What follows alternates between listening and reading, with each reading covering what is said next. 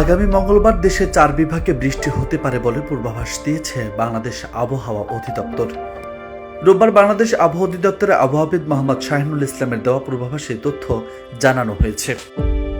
আবহাওয়া অফিস জানিয়েছে, আগামী 24 ঘন্টায় অস্থায়ী আংশিক মেঘলা আকাশ সহ সারা দেশের আবহাওয়া শুষ্ক থাকতে পারে।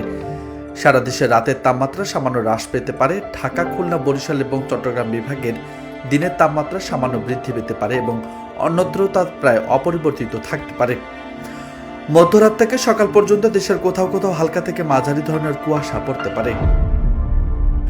সোমবার সন্ধ্যা 6টা থেকে পরবর্তী 24 ঘন্টায় অস্থায়ী আংশিক মেঘলা আকাশ সহ সারা দেশের আবহাওয়া শুষ্ক থাকতে পারে। সারা দেশের রাতের তাপমাত্রা সামান্য হ্রাস পেতে পারে এবং দিনের তাপমাত্রা প্রায় অপরিবর্তিত থাকতে পারে।